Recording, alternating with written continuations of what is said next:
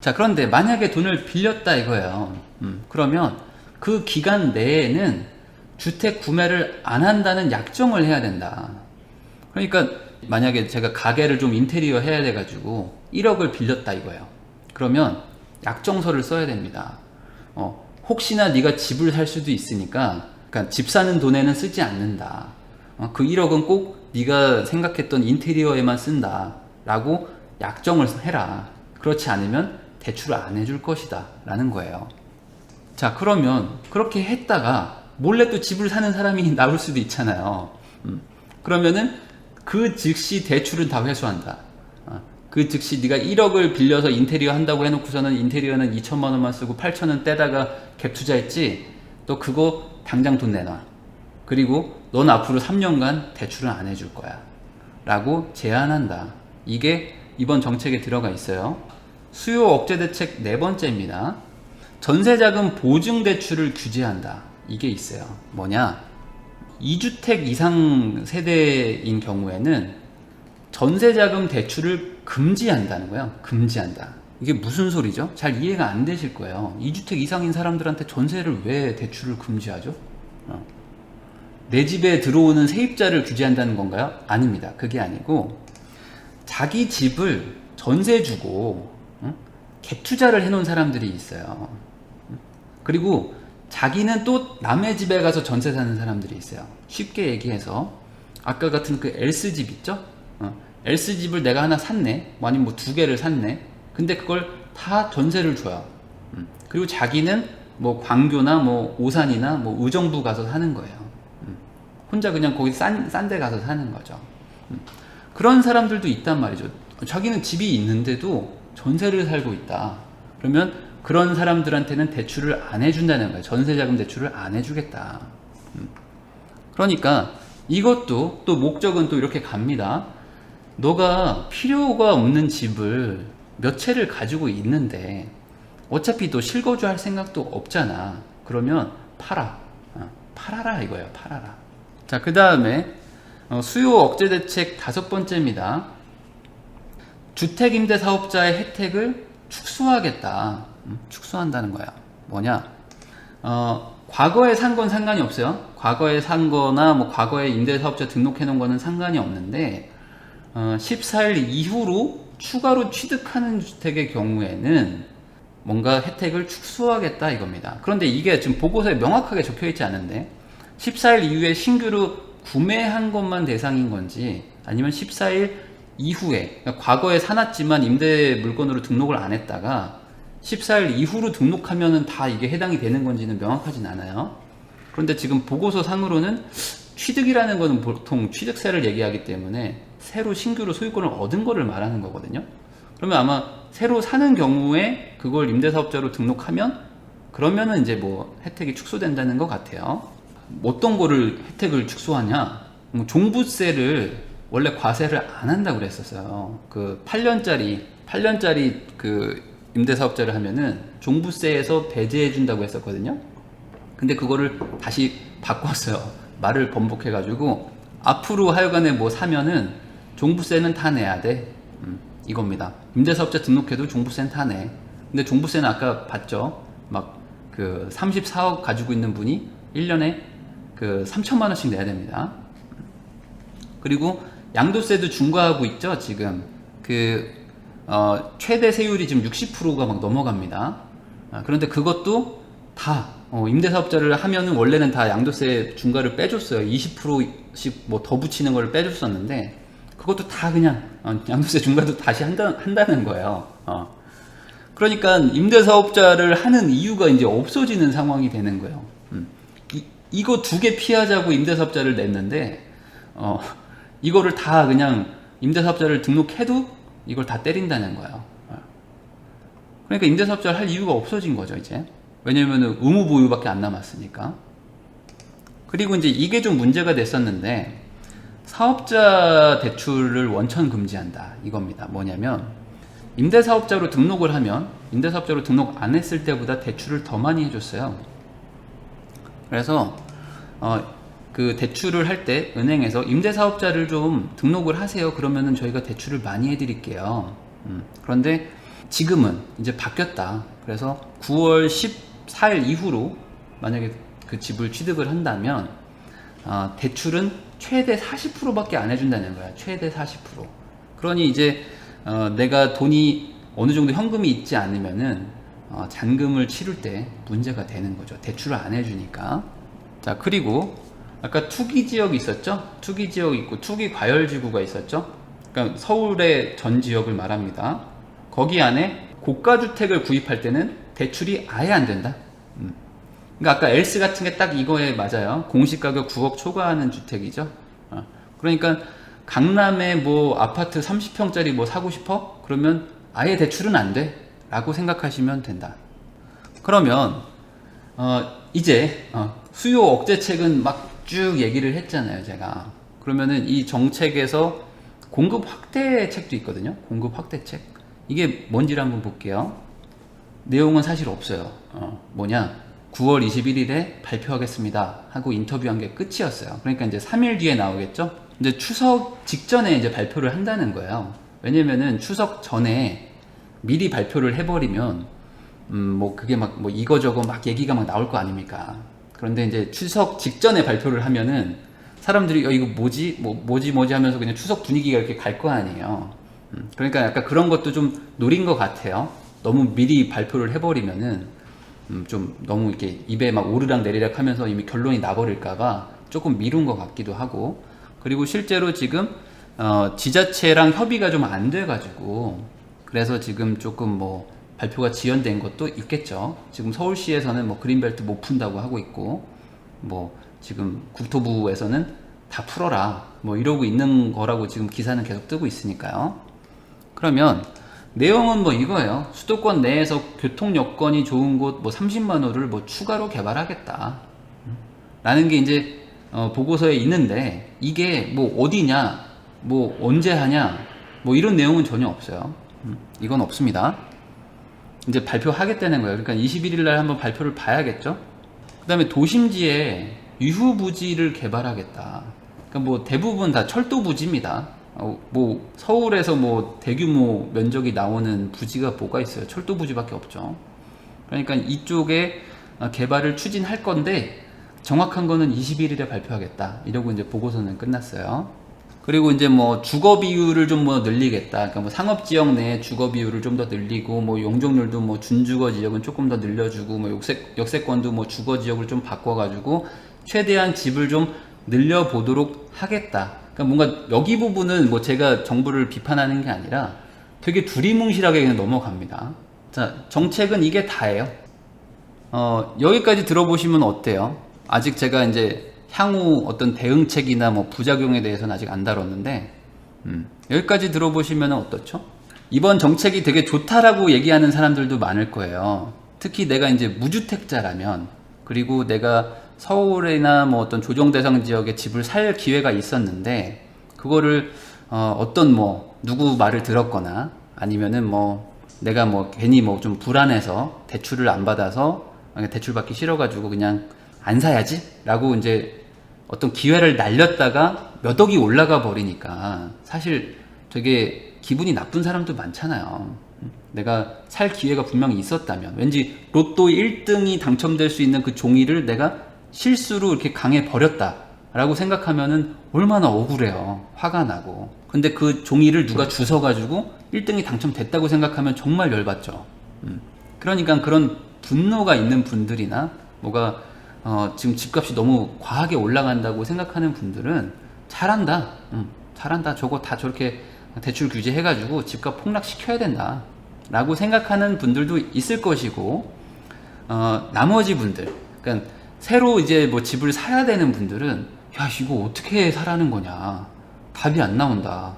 대출도 안 해주고, 뭐 기존에 있는 집들도 막 대출 안 해준다고 그러고, 뭐 있으면 팔으라고 하고, 어떡하냐. 막 막막해 하실 거고. 그리고 이제 그 사이, 그러니까 좀 낮을 때 사가지고 지금 최근에 좀 돈을 벌고 올랐죠. 몇 억 오른 상태에서 미리 임대사업자도 등록해놓고 뭐 해놓을 거 다 해놓으신 분들은 아유 다행이다. 아유 너무 잘했다. 내가 미리 뭐 임대사업자도 등록해놓고 뭐 미리 뭐 처리를 다 해놔서 망정이지, 안 그랬으면 큰일 날 뻔했네 라고 좀 안도하는 분들도 있을 것이다. 이렇게 세 부류가 있어요, 지금. 맞죠? 그런데 정책이 상당히 극단적인 건 맞죠. 그러니까 뭐 정책이 좋다 안 좋다를 떠나서 뭐를 금지하고 제한하고 팔아라, 강제하고, 안 그러면 너를 막 규제하고 제한할 거야, 3년 동안 대출 안 돼, 이건 거의 극에 달하는 지금 수준의 정책이거든요. 그래서 대부분의 국가라면 이런 정도의 정책을 쓰지는 못하죠. 이거는 엄청나게 극단적인 정책인 거예요. 뭐 영향이 어떻게 될지를 떠나서 너무 센 거긴 맞죠. 아니, 대출을 줄이는 거면 모를까, 세금을 조금 올리는 건 모를까, 10배씩 올리고 대출을 아예 제로로 만들고 기존의 집들도 대출 안 해주고 팔아라, 너 무조건 팔아, 팔아, 계속 이렇게만 하는 거야. 이해되시죠? 그런데 이걸 지금 잘 읽으셔야 돼. 이걸 잘 읽으셔야 됩니다. 저는 정책을 읽어드리는 거지 제가 누구를 비판하고 이런 게 아니에요. 이 정부가 왜 이렇게 했는가, 왜 이렇게 했는가를 한번 상상을 해보셔야 돼요. 정부가 아까 제가 말했지만 자기들의 잘못을 인정하지는 않아요. 왜냐면 이거를 인정하는 순간 그 뒤에 오는 더 큰 뭐 불바다가 걱정되거든요. 왜냐면 정부의 지금 지지 기반이 억울하고 막 화가 나 있는 상태예요. 그런데 이 사람들을 어쨌든 진정시키지 못하면 안 된다, 맞죠? 그런데 여기서 내가 지고 들어간다? 지고 들어가는 순간 이 사람들이 돌변할 수 있다, 맞죠? 내가 지금 너를 집값 잡아달라고 뽑아줬는데 네가 집값을 다 올린 거를 인정해? 야, 그럼 네가 잘못했다는 거네? 그렇게 되면 나는 너를 왜 지지한 거지? 라고 될 것이다. 지지 기반이 어쨌든 간에 있으니까 그 분들을 이해를 하고 감안을 해서 인정하진 않았어요. 인정하진 않았다. 그렇지만 공급을 늘리겠다는 말이 이미 인정을 한 거예요. 반은 인정을 한 거죠. 그렇지만 부자들, 그러니까 소위 민주당의 지지 세력이 아닌 사람들, 사실상 민주당 때문에 지금 돈을 수억을 벌었지만, 수십억을 벌었지만 이 사람들은 어차피 나를 지지하지 않을 거라는 이 사람들한테 극단적인 대책을 점점 써가면서 너네가 포기해라 라는 거예요. 지금 내가 아직 정권이 3년이 남았다, 그리고 나는 포기할 생각이 없다, 그리고 나 아직 지지 기반 괜찮다, 그러니 너네가 포기해라, 끝까지 가자 라는 겁니다. 아시겠죠? 그렇기 때문에 지금 이 정책의 지금 수준이 이렇게 극단적으로 가는 겁니다. 왜냐면 이거는 정말 일반적인 정책은 아닌 거예요. 자, 그러면 다시 또 진행을 해볼게요. 자, 그러면 향후 예상되는 어떤 대응들이 나오지 않겠습니까? 왜냐면은 이제 다주택자들이나 아니면은 뭐 한 집이나 두 집을 가지고 있는 사람들도 지금 어찌됐든 정부가 집을 팔아라 라고 지금 하기 때문에 대응이 분명히 나타날 거예요. 왜냐면 사람들이 뭐 자기 전 재산이 걸린 일인데 가만히 있진 않겠죠? 어떻게든 해결책을 찾으려고 막 할 거 아닙니까? 그리고 분명히 이렇게 극단적인 정책이 나오면 부작용도 갑자기 나타나죠. 왜냐면 너무 극단적이잖아요. 지금 뭐 다 규제하고 제한하고 뭐 걸리기만 하면 3년 동안 대출 안 해주고 막 이렇게 가니까. 그러니까 항상 극과 극은 만난다고, 너무 내가 세게 때리면 저쪽에서 나를 물죠. 자, 우선 제가 어쨌든 뭐 다주택자고 저도 뭐 어쨌든 투자를 하는 사람으로서 예상되는 대응이 있는데 그거에 대해서 조금 얘기도 해보고, 뭐 부작용이 생기면 뭐 부작용도 얘기를 하고 그럴 거예요. 종부세 강화에 대해서 한번 얘기를 해볼게요. 우선 착각하시면 안 되는 게, 기존의 임대사업자들 있죠? 기존 임대사업자들을 다 때려잡는 게 아닙니다.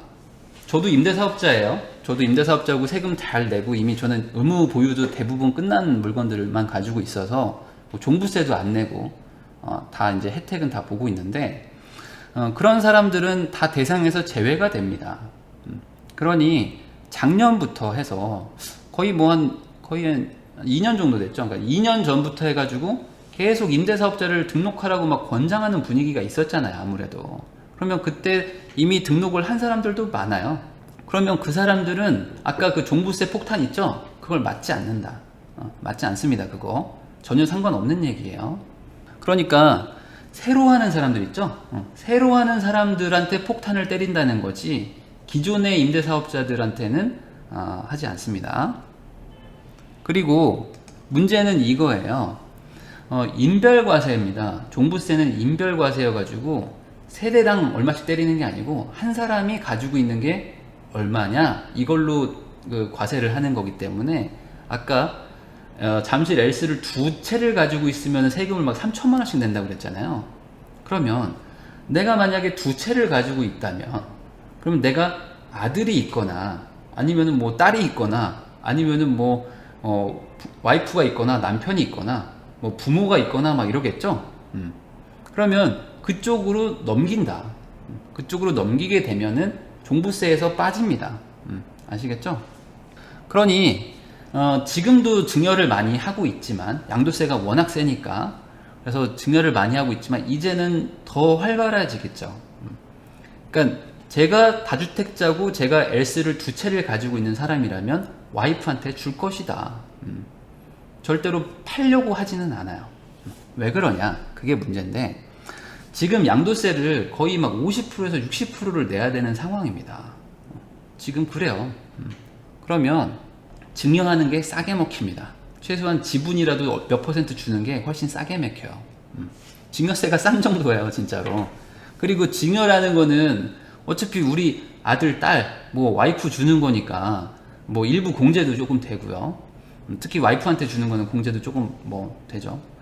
그런 거 취득세 좀 내고 하더라도 차라리 그냥 증여하는 게 낫다라고 보는 사람이 훨씬 많다 이거죠. 그래서 물론 팔겠죠. 물론 팔겠지만 어떻게든 피하려고 할 것이다. 그런데 잘 한번 생각해 보세요. 종부세 대상 지역은 어딘가? 아까 18억이 막 넘어가고 막 이래야 되죠. 그러니까 대부분 서울의 핵심 지역입니다. 뭐 반포, 용산, 뭐 잠실, 뭐 아니면 뭐 대치동, 뭐 이런 데예요. 뭐 마포 이런 데도 쉽사리 못 냅니다. 그러면 이 서울의 핵심 중에 핵심 지역들 누구나 살기 좋아하는 학군 좋고 뭐 한강 가깝고 뭐 직장 많고 뭐 이런 데 있죠. 그런 데들만 종부세가 대상이 되고 그런 데 가지고 있는 사람들은 증여를 해서 버티려고 할 것이다. 그러면 문제는 뭐냐? 어찌됐든 보유세가 늘어나긴 늘어나죠. 늘어납니다. 그러면 이 보유세 증가분을 세입자들한테 넘길 수 있는 주택들이에요. 왜냐면 워낙에 좋은 동네잖아요. 그러니까 살고 싶은 사람들은 많죠. 많아요. 사고 싶은 사람도 많지만 살고 싶은 사람들도 많거든요. 그래서 이렇게 좋은 동네에 종부세를 많이 때린다고 한들 물론 일부 주인이 낼 겁니다. 낼 수밖에 없죠. 그렇지만 상당 부분을 전세를 상승시키거나 아니면 월세를 올려가지고 전가를 시킬 것이다. 왜냐면 그렇게 해도 들어오겠다는 사람들이 많거든요. 이거는 어쩔 수 없는 부작용이 될 거예요. 그렇지만 이 정책은 서울의 구매 수요를 확실하게 막을 수는 있어요. 그러니까 추가적으로 구매 수요를 막을 수는 있을 것 같아요. 그러니까 나 서울에 사야 되는데 하는 사람은 이제는 못 살 것 같은데 좀 부담되는데 나 이제 2주택자 되는데 뭐 판교에 한 채 있는데 광교에 한 채 있는데 잠실에 뭘 하나 산다 아니면 뭐 반포에 뭘 하나 산다 이러기는 부담스럽다. 아시겠죠? 그러니까 수요 자체를 꺾을 수는 있어요. 그러면 사람들이 가만히 부동산 투자를 안 할 것인가? 자, 잘 한번 생각해 보세요. 자, 내가 돈이 있고 돈도 벌었어. 그런데 이걸 어디다 투자를 해야 되지? 라고 생각을 하는 사람들이 분명히 있을 텐데 이제 종부세를 엄청 때리고 잠실하고 뭐 재건축 이런 애들은 막 엄청 보유세를 때린다는 거예요. 양도세도 막 올리고 깎아주는 것도 없고 이렇다면은 어디로 갈 것인가? 결국에 종부세 대상이 안 되는 지역들이 있다. 서울 외곽, 뭐 노원이니 뭐 이런 데 있죠. 뭐 강동이니 뭐 수지나 이런 데도 많고요. 부천도 그렇고요. 수원도 일부 그렇습니다. 광교는 아니지만 그런 지역들은 종부세 대상도 안 될 뿐더러 조정 대상 지역도 아니어가지고 이번 정책의 상대적인 수혜지가 돼요. 왜냐면 우린 가만히 있었지만 옆에 애가 막 얻어맞으니까 거기서 막 사람들이 도망쳐 나오는 거죠. 도망쳐 나와가지고 야 여기는 뭐 돈 벌 데 없니? 막 이렇게 막 들어오는 거예요. 그리고 이제 뭐 아니면 상가로 빠지거나 땅으로 빠지겠죠. 분명히 서울은 막아요. 이거는 분명히 막을 것 같아요. 왜냐면 추가로 더 늘리기는 좀 부담스럽습니다. 종부세가 너무 세가지고요. 그냥 잠실이나 이런데 마포, 용산 이런 데는 조금 멈출 것 같고, 그러면 그 돈이 서울 외곽 지역이나 조정 대상이 아닌 지역 이쪽으로 부천이나 이런 데로 막 빠질 것이다. 그래서 그쪽이 가격이 또 이제 막 또 부글부글 하겠죠. 분명히 부글부글 할 겁니다. 대출 규제가 없는 지역도 있죠. 아까 조정 대상 지역이 아닌 곳들은 또 대출 규제가 막 없는 지역도 많아요. 그러니까 그런 데들로 막 돈이 막 떠다닐 것 같아요. 떠다닌다. 그러면 또 어딘가 또 폭등할 거고, 그러면 또 거기는 또 조정 대상 지역으로 또 추가할 거고, 그러면 또 거기 또 외곽으로 또 돈이 나갈 것이고, 이러면서 또 조정 대상 지역을 또 추가하고, 투기 지역을 추가하고, 뭐 이게 지금 계속 반복되겠죠. 왜냐면 조정 대상 지역이랑 투기 과열 지구가 계속 늘어나고 있잖아요, 지금. 그러니까 정책을 쓰는데 잡히지는 않고 돈이 도망 다니고 있다. 그런데 그게 계속 도망 다닐 것입니다. 왜냐면 이렇게 특정 지역을 맞춤형으로 대책을 쓰면 항상 돈은 피해서 옆에 가서 또 돈을 벌거든요. 자, 그 다음에 수요 억제 대책 두 번째가 신규 주택을 구매하는 거에 대해서 대출을 아예 금지시켜 버렸는데, 이거는 우선은 사람들의 조급한 마음을 진정시키는 효과가 있습니다. 이거는 뭐 정책을 잘했다를 떠나서 어쨌든 시장에 충격을 한번 줬어야 되는데 그거에는 영향은 분명히 줬어요. 그러니까 조급한 마음을 한번 꺾었어요. 지금도 보면은 사람들이 막 저번 달만 해도 막 사겠다고 막 난리를 쳤는데, 지금 9월 13일 이후로는 조금 기다려봐야 되는 거 아닌가? 물론 뭐 추석도 있지만 연말까지 좀 기다려봐야 되는 거 아닌가? 내년에 종부세 한번 때리면 그거 보고 좀 기다려봐야 되는 거 아닌가? 라는 효과가 분명히 있다. 분명히 있어요. 그런데 지금 이 정책은 아주 극단적이라고 했죠. 그래서 무주택자 있잖아요. 무주택자가 아니고서는 집을 살 수가 없습니다. 지금 무주택자가 아닌 사람들은 집을 사지 마세요, 이겁니다. 집 사지 마세요. 자, 그러면 무주택자들은 집을 사야 되겠네요. 맞죠? 무주택자는 이제 나 원래 집 없었으니까 사면 되잖아요. 맞죠? 그런데 누가 팔아야지 사죠. 팔아야지 삽니다. 집이라는 건 사고 싶다고 해서 살 수 있는 게 아니고, 팔면 누가 파는 게 있어야 살 거 아닙니까? 매물이 있어야 사죠. 그런데 양도세가 너무 센 거야, 지금. 자, 내가 1가구 1주택인데 실거주하고 있는 사람들은 이거랑 상관이 없어요. 그러니까 이 사람들은 그냥 계속 가면 되는 거예요. 그냥 쭉 가면 돼요. 어차피 상관없다. 근데 내가 지금 걱정하는 사람들은 뭐예요? 뭐 아까 임대사업자도 등록 안 하고 집은 뭐 2채 있고 3채 있고 막 종부세 막 때린다고 하니까 걱정되고 이런 사람들이죠. 근데 이런 사람들은 지금 팔아야 되는데 양도세가 너무 센 거야, 지금. 너무 세요. 내가 5억을 벌었는데 3억을 세금을 내야 돼. 10억을 벌었는데 세금 6억을 내라는 거예요. 그러면 뭐 10억 벌었는데 6억 내야죠 라는 거는 이성적인 판단이지만, 막상 본인이 10억을 벌었는데 6억을 세금 내려고 생각을 해보세요. 그럼 낼 거냐고요. 낼 분 아무도 없어요. 지금 여기서 댓글 다는 분들 중에 10억 벌었는데 세금 6억 내세요 그러면 안 판다, 차라리 우리 아들 준다, 이럴 사람이 100에 99명이다. 그러니까 팔 사람도 없죠. 그러면 일부 너무 무리해서 투자한 사람들 있죠? 너무 무리한 투자를 한 사람들. 막 진짜 돈은 하나도 없는데 막 무리해가지고 막 여러 개 깔아놓고 했다가 막 무너지는 사람들이 간혹 나타날 수 있어요. 너무 극단적이니까. 그러면 그런 사람들 물건이 조금씩 나올 겁니다. 조금 나오겠죠?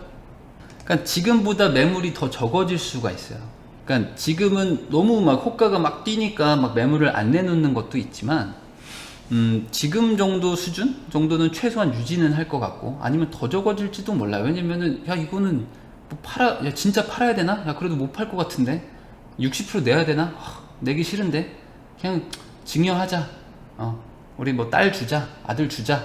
이렇게 갈 사람들이 더 나타날 것이다. 왜냐면은 그 양도할 때도 당연히 양도세도 내고 그러니까 증여세도 내고 막 합니다. 그렇지만 그게 싸게 먹힐 거니까. 그리고 문제는 이거예요. 건설사한테는 거의 사형 선고 내린 겁니다. 이거는